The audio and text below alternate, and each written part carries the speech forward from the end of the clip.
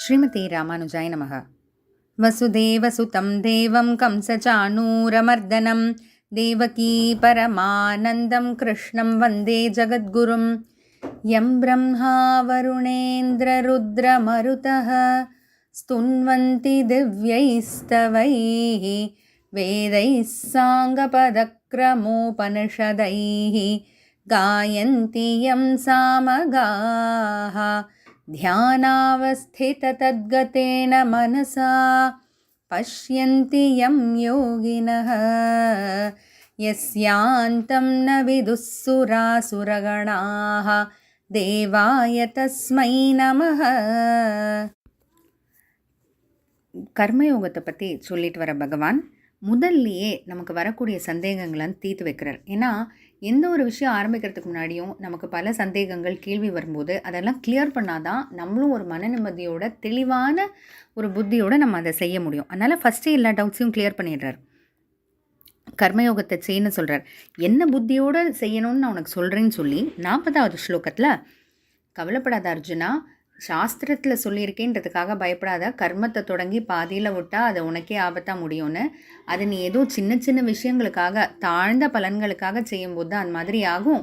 ஆனால் நீ ஒரு பெரிய இலக்கை நோக்கி பகவான் அடையணும், மோட்சம் அடையணும் அப்படின்ற ஒரு பெரிய இலக்கை நோக்கி அந்த ஒரு புத்தியோடு நீ செய்யும்போது நீ செஞ்சுருக்கக்கூடிய கர்மம் ரொம்ப சின்னதாக இருந்தாலும் சரி, ரொம்ப கொஞ்ச நாட்கள் தான், கொஞ்சம் காலம்தான் அது செஞ்சுருந்தாலும் சரி, உன்னை ஒரு பெரிய அளவில் அது உன்னை காப்பாற்றி கொடுக்கும் அப்படின்னு பகவான் சொல்கிறார். தொடர்ச்சியாக 41வது ஸ்லோகம். வியவசாயாத்மிகா புத்திஹ ஏகேஹ குரு நந்தன பஹுஷாகாஹ்யனந்தாஷ்ச புத்தயோ வியவசாயினாம். இப்போ கர்மயோகத்தை எப்படி செய்யணும், எப்படி செய்யக்கூடாது, எப்படி செஞ்சால் அதனால் என்ன, எப்படி செய்யலேனா அதனால என்ன அப்படின்றது பகவான் சொல்கிறார். விவசாயாத்மிகா புத்திஹி ஏகேக குரு நந்தன.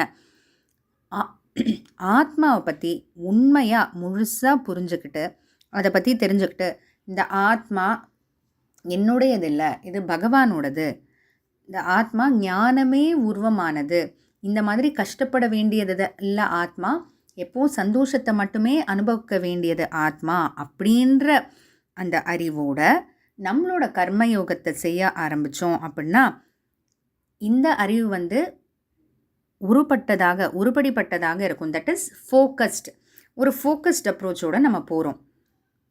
ஆனால் இது ஆத்மாவை பற்றி நிச்சயமாக தெரியல, ஏதோ சந்தேகம் இருந்துக்கிட்டே இருக்குது, இல்லை ஆத்மான்னு ஒன்று பற்றி ஆத்மாவும் உடம்பும் சேம் தான் அப்படின்ற ஒரு திங்கிங்லேயே நம்ம செஞ்சோம் அப்படின்னா என்ன ஆகும், நம்ம மைண்டு பயங்கரமாக டைவர்ட் ஆக ஆரம்பிச்சிடும். பல விஷயத்தில் ஆசைகள் போய் அறிவு பல படிகளாக இருக்கும், செதறி போயிடும், ஸ்கேட்டர்ட் அப்படின்னு சொல்கிறோம் இல்லையா. இப்போ இதனால் என்ன அப்படின்னா, இப்போ ஒன்றும் இல்லை, நம்ம லைஃப்லேயே எடுத்துக்கோங்களேன். சின்ன வயசில் அ ஆ இ ஈ அப்படின்ட்டுலாம் படிக்கிறோம், நிறைய சப்ஜெக்ட்ஸ் படிக்கிறோம். தமிழில் ஆ இ படிக்கிறோம், இங்கிலீஷில் ஏபிசிடி படிக்கிறோம், ஹிந்தினா அதில் கங்கான அதெல்லாம் படிக்கிறோம். எவ்வளோ சப்ஜெக்ட்ஸ் இருக்குது இல்லையா. அப்புறம் கொஞ்சம் கொஞ்சமாக பெருசாக போக என்ன பண்ணுறோம், இப்போ காலேஜ் வரும்போது ஏதோ ஒரு பர்டிகுலர் ஃபீல்டில் மேஜர் அப்படின்னு பண்ணுறோம்.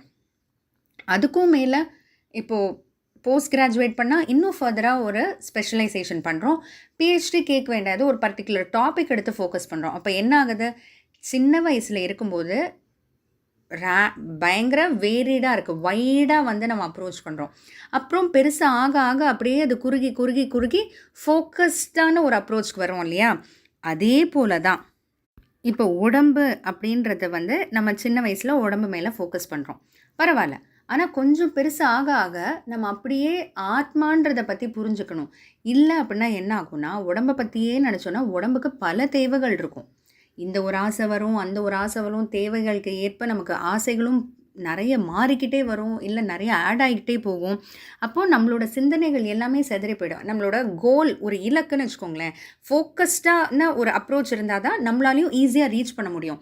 இன்றைக்கி ஒன்று நினச்சி நாளைக்கு ஒன்று நினச்சோன்னா நம்ம கோல் மாற்றுறதை பற்றி தப்பில்லை. ஆனால் நாளுக்கு நாள் நம்மளோட கோல் மாறிக்கிட்டே இருந்ததுன்னா என்றைக்கு நம்ம கோல் அடைவோம், ஏதானு ஒன்று நிச்சயமாக ஃபோக்கஸ்டாக இருந்தால் தானே அடைய முடியும். இது நீ ஆத்மா அப்படின்னு நீங்கள் எடுத்தீங்கன்னா ஆத்மாவோட தேவைகள் வேறு எதுவுமே கிடையாது.